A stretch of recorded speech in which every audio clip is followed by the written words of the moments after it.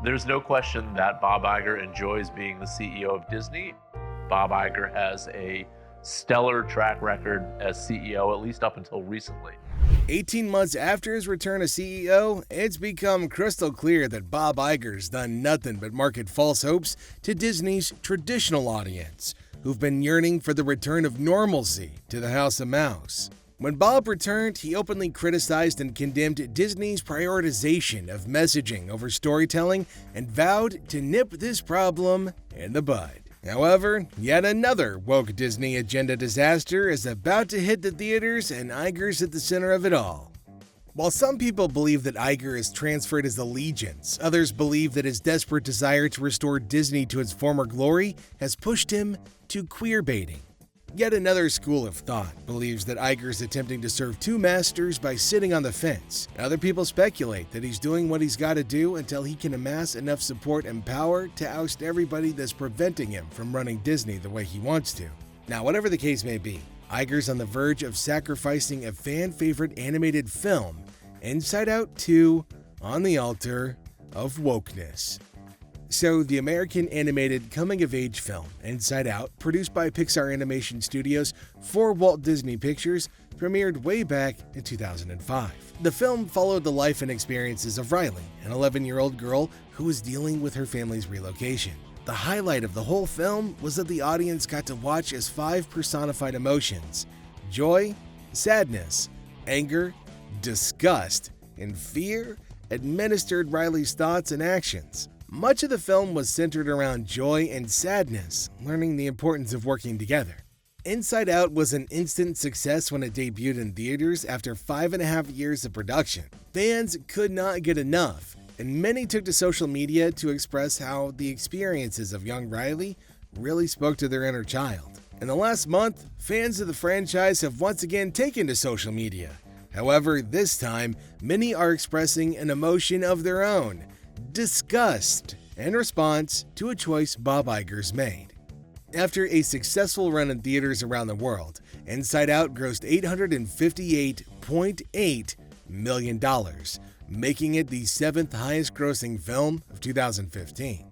None of this would have been possible without the outstanding performances of Amy Poehler as Joy, Phyllis Smith as Sadness, Louis Black as my favorite character in that movie, Anger, Bill Hader as Fear, and Mindy Kaling as Disgust. But Iger's recent actions indicate that he's got no intention of preserving the quality of the work. The ending of the Inside Out film showed the 5 emotions realizing that Riley is growing older and making new core memories. The 5 are given a new console to control Riley's emotions, and that includes a button labeled puberty, despite the fact that they've got no idea what it means at the time. The film ends with Joy saying, "After all, Riley's 12 now. What could happen?" As it turns out to be a lot. This open-ended question led fans to believe that a second movie would be in the works sooner rather than later. But all hope was lost when Pixar and Disney announced to the public that both companies had decided to shift their focus to developing original films rather than sequels, following the release of 2019's Toy Story 4. At the time, not many people realized that the scene in Toy Story 4, showing 2 women who were clearly in a relationship hugging their son, would escalate into what many have called the dumpster fire that is Disney today. 7 years after the release of Inside Out, the effect of Disney's woke agenda had reached new heights, and the company had begun to suffer losses that were in line with the popular saying, "Go woke and go broke." Nevertheless, they decided to carry on with their agenda, only this time they would approach things from a different angle. After returning to the drawing board, Disney's executives released the Toy Story spin-off Lightyear in 2022. The release of the film sparked a lot of outrage, but it also paved the way for both Inside Out 2 and Toy Story 5 to enter production. Now, in September of 2022, during the D23 Expo announcement, it was revealed that Inside Out 2 would be gracing the big screen in the not-so-distant future. It was also revealed that Amy Poehler would be returning to reprise her role as Joy, which brings me nothing but. This announcement delighted traditional Disney fans, and not only sparked nostalgia, but it also set the stage for another opportunity to see life through Riley's eyes and relive their childhood memories. Unfortunately, this joy and excitement was fleeting because as more details about the film emerge, it becomes clear that Disney's woke agenda has struck again. When Bob Iger returned as CEO of Disney, he openly shared his belief that the reason for the poor performance of Disney movies was simple. They had prioritized sharing the woke agenda over storytelling. Look, we've said it here plenty of times by now. It's not about LGBTQ+. It's not about inclusion or exclusion. When it comes to the art of telling a story, please make it about the art of telling a story. If this means that the character is part of the LGBTQ+ community because it helps tell the story, please do that. Gender swapping is never going to help you tell a good story. Having a woke agenda is never going to tell you a good story. Not only is that insulting to people watching the thing, that is incredibly insulting to the talent who you tried to hire for the thing.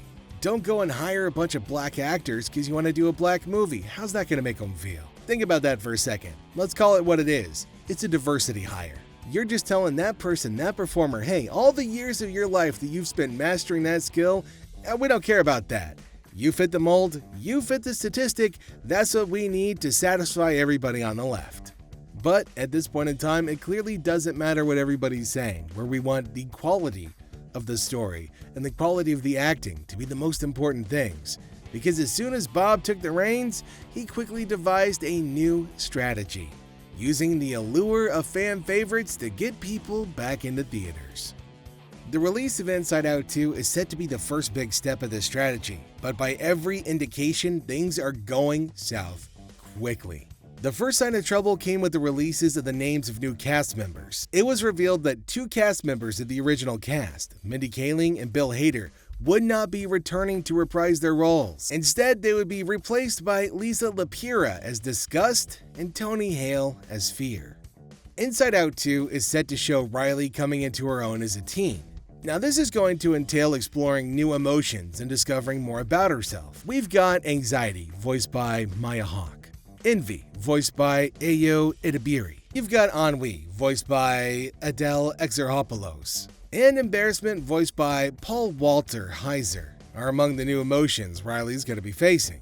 So, Adele came into the limelight for her role in Blue in the Warmest Color, where she plays a queer character. Maya Hawke is also known for her reprisal of queer characters in popular media. On the other hand, Ayo Edebiri is commonly referred to as the next big queer icon. Although the inclusion of these cast members is in itself not a problem, it's in line with Disney's ham-fisted nature when it comes to checking off the boxes around diversity and inclusion, an ideology Iger promised would come second to storytelling. Now, part of me really wants to hope that Iger is being steamrolled and he's being lambasted within the company. Part of me really wants to hope that there's a lot of people that really want to prioritize storytelling, but the board of directors or something else within Disney is happening that's preventing it from happening. Maybe it's the fight against Rob DeSantis in Florida and they need to energize and polarize the left to keep all the rights to Disney World. I don't know. But part of me, that part of me that grew up watching Disney films,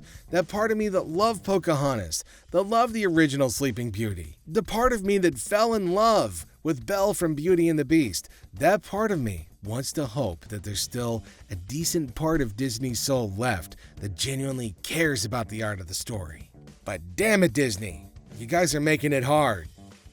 The next sign of trouble for the movie came when fans started to realize that the release date for Inside Out 2 is right in the middle of Pride Month. Now, at first, this doesn't seem like a really big deal or cause for alarm, but when the official trailer hit the internet, all the dots quickly came together. The trailer showed a 13-year-old Riley navigating life as a teenager, wearing clothing and making style choices that are in line with common queer and non-binary fashion trends. She also sounds incredibly androgynous in pitch and cadence too.